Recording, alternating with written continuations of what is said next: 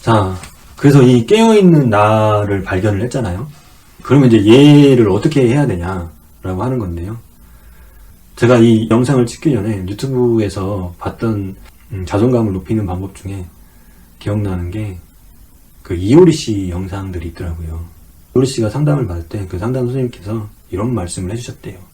이효리 씨는 자기 집에 금덩어리가 되게 많은데 정작 먹을 쌀은 없네요. 이런 말씀 해주셨대요. 느낌이 딱 오지 않으세요? 그때 당시에 인기를 통해 얻은 어떤 관심과 이런 것들은 충분했지만 실제로 자기 안에 힘듦은 굉장히 많았던 거죠. 그리고 또 모 유명한 그 스타 강사가 있는데요. 이분이 강의를 하고 집에 돌아오는 길에 너무 힘들어가지고 딸한테 전화를 했대요. 엄마 힘들어. 그냥 이런 얘기를 했나 봐요. 그러니까 이 딸이 정말 훌륭한 딸이에요. 제가 보기에. 엄마 많이 힘들겠구나. 엄마 많이 힘들었나 보다. 이런 이야기를 했대요. 그러니까 이 강사분께서 그때 자존감이 쫙 올라가는 느낌을 받았대요. 여러분들 느낌 오시죠? 이게 바로 깨어있는 나가 하는 행동들입니다. 그래서 제가 추천드리는 방식들은 깨어있는 나와 관련된 것들이고요. 그래서 첫 번째는 처음부터 이 깨어있는 나가 잘 작동하지 않을 수 있거든요. 그래서 나를 깨워줄 수 있는 사람을 만나는 게 좋습니다. 근데 또 이렇게 깨워줄 수 있는 사람이라고 하면 또 뭔가를 가서 배우고 막 연습하고 이렇게 해야 될 거라고 생각하시는 분들이 있는데요. 그건 아니에요. 지식을 추구하는 거 아닙니다. 이효리 씨의 상담 선생님께서 금은부화를 쌀로 바꿔라 라고 했던 말이 너 가서 공부해라 이런 말이었을까요? 스타 강사가 딸한테 엄마 정말 힘들겠구나 라고 했던 이런 말이 엄마 가서 공부해 이런 말들은 아니었겠죠. 그래서 나를 깨워줄 수 있는 사람은 어떤 사람이냐면요. 내 마음을 돌봐주고 보살필 수 있는 사람입니다. 그런 멘토를 만들어 놓는 게 굉장히 중요합니다. 저 또한 대학원을 다니면서 그분들은 아마 제가 멘토라고 생각을 하고 있다고 생각을 못 할 수도 있거든요.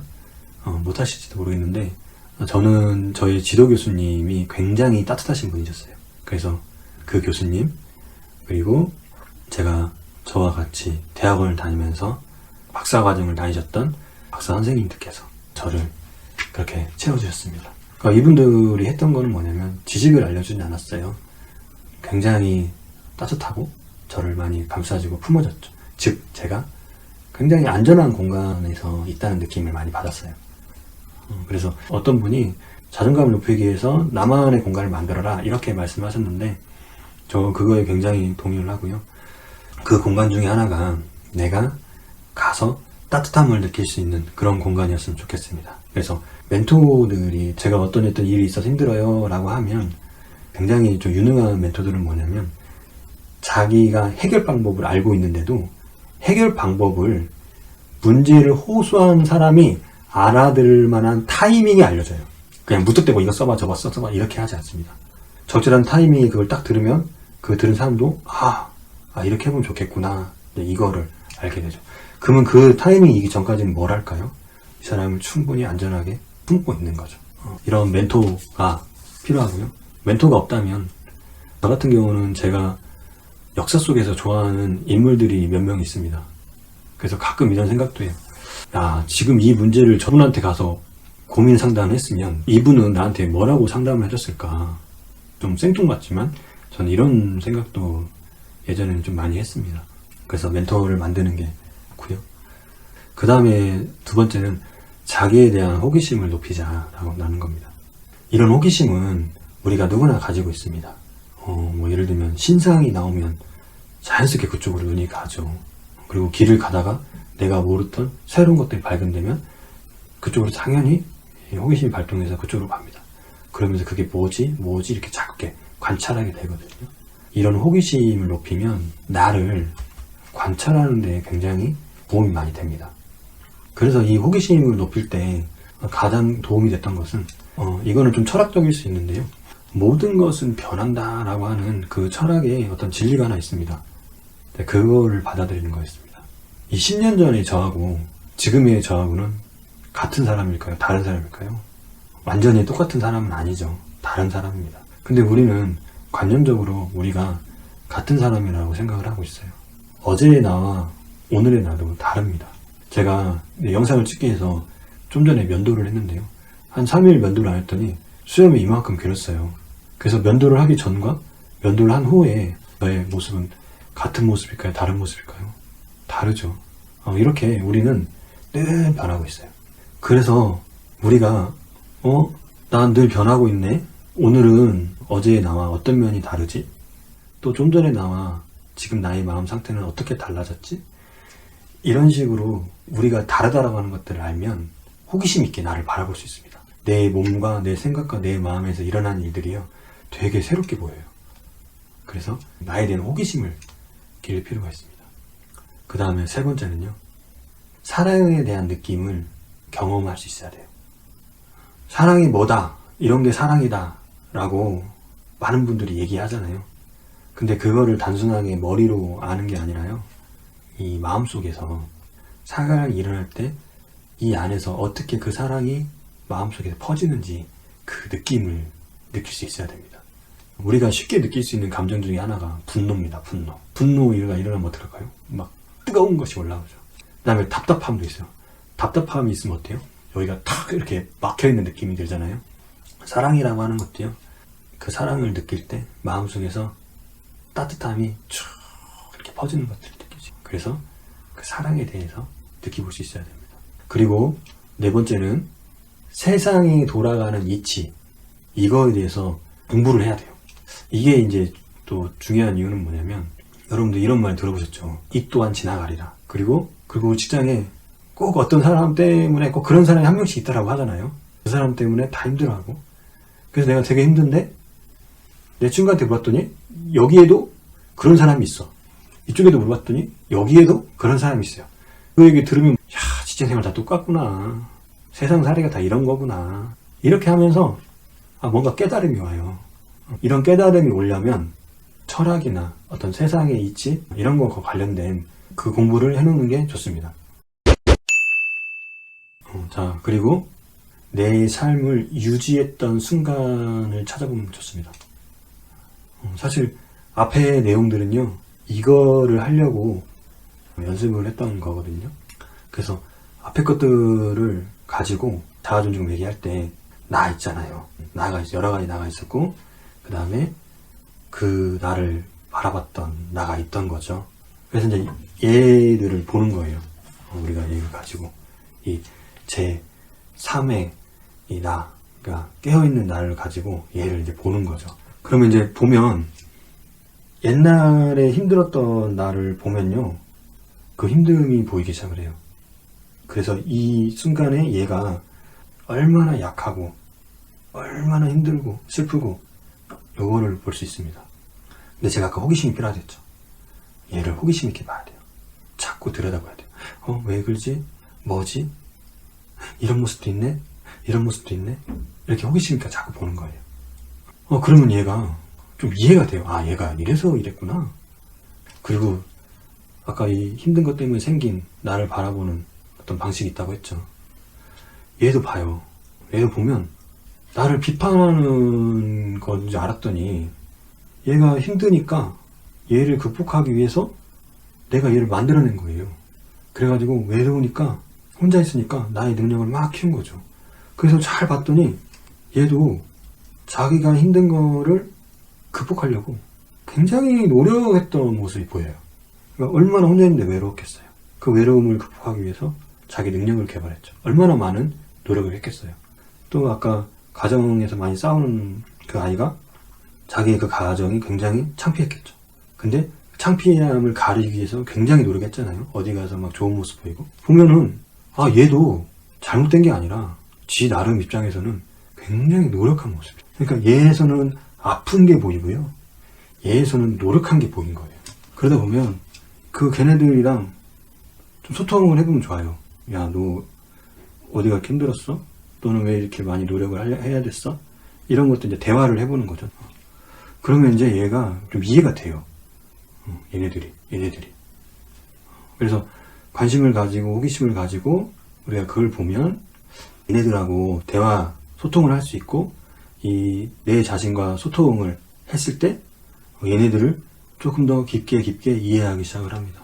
그래서 여기서 내 자신을 받아들이고 수용하고 이해해라 이런 개념이 여기서 나옵니다.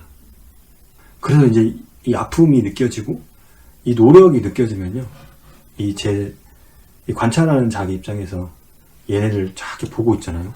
걔네들이랑 대화도 해보고 그러면서 얘네들이 왜 그랬는지 목소리도 듣고 이러다 보면 이 마음속에서 내가 가엾기 시작합니다. 내가 측은하게 느껴지기 시작합니다. 예전에는 비난하고 나를 코너에 몰아놨던 방식이었다면 지금의 방식은 그런 방식이 아니고 새로운 방식들이 만들어지기 시작합니다. 측은한 방식들이 쭉 올라오는 거를 그대로 놔두면요, 눈물이 나요. 그래서 저도 한동안 좀 부끄러운 얘기일 수 있지만 눈물을 정말 많이 흘리고 다녔습니다.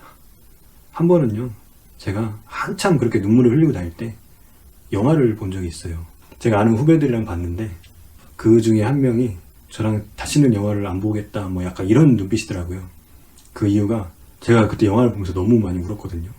근데 그 영화에 대해서도 슬프기도 했지만 사실 그런 것보다도 제가 요즘 느끼고 있는 내 자신에 대한 그런 것들을 계속 만나가니까 그 영화를 통해서 눈물이 굉장히 많이 나오더라고요.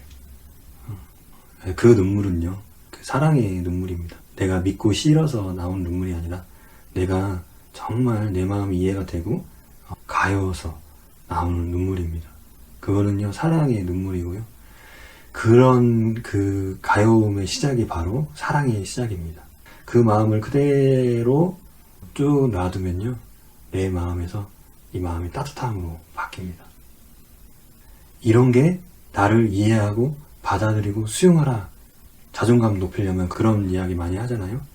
다 이 이야기입니다. 그래서 제가 아까 따뜻함을 경험할 수 있어야 한다고 했잖아요. 그 따뜻함을 경험한 것들을 많이 찾아보면 방금 이 따뜻함을 느껴질 때 그 따뜻함과 함께 따뜻함을 더 많이 느낄 수 있어요. 그러면요, 내가 뭔가 나를 바꿔야 되지 이렇게 생각이 안 들어요. 내가 옛날에 힘들었던 어떤 나의 모습, 또 막 나를 코너로 몰아놨던 나의 모습, 이런 모습들이 변화의 대상이 아니고 내가 바꿔야 되는 대상이 아니고요, 받아들이고 수용하는 대상이 됩니다. 변화에 대한 대상은요, 내가 쟤를 변화하려고 하고 저게 잘못됐으니까 자꾸 수정하는 방식이 될 수 있거든요. 하지만 수용의 대상이 되면요, 내가 내 멘토를 만나서 안전한 공간에 들어가듯이 내 마음에 대해서 나도 안정감을 줄 수 있습니다. 그 안정감은 바로 그 사랑입니다. 그런 경험을 여러분께서 하신다면요, 그 감정을 깊고 오래 좀 느끼셔야 돼요. 그러니까 그런 감정을 경험한다는 건 굉장히 축복받은 경험들이거든요.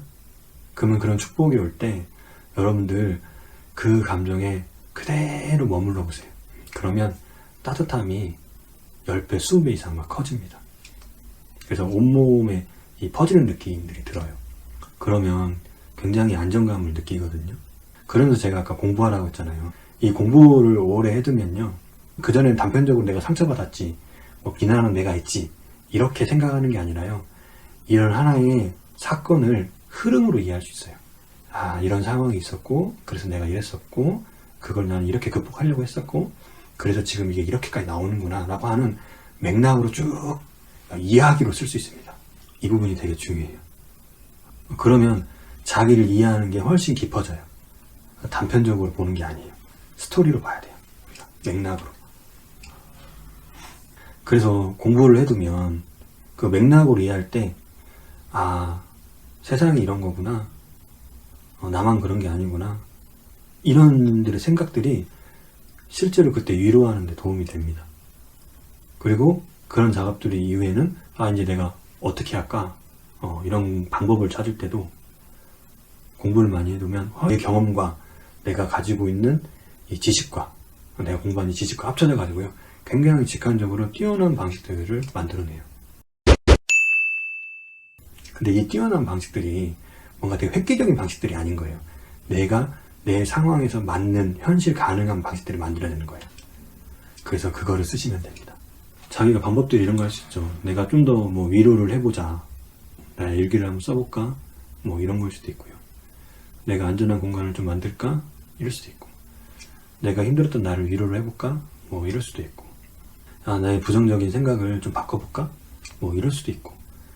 그러면 희한하게 옛날에 기법적으로 쓰려고 했던 그런 그 방법들은 잘 안 통했는데, 이런 과정을 거친 다음에 방법을 쓰잖아요. 그럼 효과가 더 커요. 그래서 저는 사람들한테 인정받아야 된다 이런 생각들이 굉장히 강했거든요. 근데 지금은 어떻게 생각하고 있냐면요, 내가 사람들한테 인정받고 싶구나 라고 생각을 하고 있습니다. 굉장히 좀 비슷하면서도 다르죠, 뉘앙스가. 그래서 어떻게 하냐면요, 인정을 받고 싶어하는 나에 맞춰서요, 내 삶에서 문제가 안 될 정도로 인정 욕구를 채우는 방식을 택해요. 그러면 정말 희한하게도 그 일을 함에 있어서 덜 힘듭니다. 재밌어요. 즐거워요. 내 인정 욕구도 채우고 업무 성과도 내고. 또 이런 것도 있어요. 내가 인정 욕구가 관련된 게 돌봄에 대한 욕구거든요. 그럼 나도 제가 결혼 생활을 할 때 문제가 될 때 마음에 큰 상처가 올 때를 보면, 내가 제 아내한테 사랑받고 싶구나 라고 하는 생각이 들 때가 있어요. 그럼 옛날에는 사랑받고 싶어하는 내 자기가 정말 싫었거든요. 그래서 오히려 막 더 화나고 내 자신이 싫고 이랬는데, 요즘은요, 사랑을 받는 방식대로, 좀 부끄러운 얘기지만 애교를 떨어야죠. 내가 원하는 모습이 그거거든요. 적당히 하는 거죠. 내 욕구를 채워줄 필요가 있어요. 그리고 나는 그게 채워졌을 때 또 다른 식으로 할 수 있어요. 그리고 힘들 때가 있어요. 힘들 때는 저 같은 경우는 그 힘듦에 대해서 조용한 공간에서 그 힘듦을 떠오르면서 명상을 해요. 그러면 그 힘듦이 좀 더 선명해집니다. 그러면서 방금 얘기했던 이런 작업들을 제가 합니다. 이야기를 하다 보니까 마치 상담하는 모드가 돼가지고 갑자기 제 감정에 막 제가 빠져드는 느낌이 드는데요. 어쨌든 여러분, 저는 이제 이런 식으로 제 자존감에 대해서 대처를 해왔고요. 여러분들께도 좀 도움이 됐으면 좋겠습니다. 자, 이제 좀 정리를 좀 해보려고 합니다. 그래서 제가 자존감에 대해서 좀 불편한 표현이 뭐냐면, 자존감을 높여야 된다라고 하는 이 말이 저는 상당히 좀 불편해요. 자존감을 높이는 방식은 자꾸 내가 뭔가 낫다라고 하는 거에 대한 기준을 설정을 했고, 그 낫다라고 하는 거에 대해서 부정하는 형태로 갈 수가 있거든요. 근데 제가 말씀드렸지만 그거를 인정하고 수용하고 받아들이는 형태로 가야 되거든요. 그러니까 자존감을 높인다 이 말이 실제로 자존감을 높이는 작업과는 아쉬운 면이 있습니다. 그래서 저는 당신은 자존감이 높습니까? 이런 질문보다 당신은 당신을 존중하시나요? 이 질문이 좀 더 낫지 않을까 이렇게 생각을 하고 있습니다. 그리고 존중이라고 하는 걸 많이 존중하냐 덜 존중하냐 그런 게 없습니다. 그냥 존중하는 거예요. 많이 존중하냐 덜 존중하냐 이런 것도 실제로는 내 앞에 있는 어떤 그 상태에 따라서 움직이는 걸 수도 있고, 그냥 존중하는 거예요. 그 자체를 그냥 존중하는 거거든요. 많이 존중하냐 적게 존중하냐 이런 개념보다 더 중요한 거는 존중하냐 못하냐 개념이 더 중요한 거죠. 그래서 여러분께 마지막으로 질문을 드리면서 마치도록 하겠습니다. 여러분들은 자기 자신을 존중하시나요? 마치겠습니다. 감사합니다.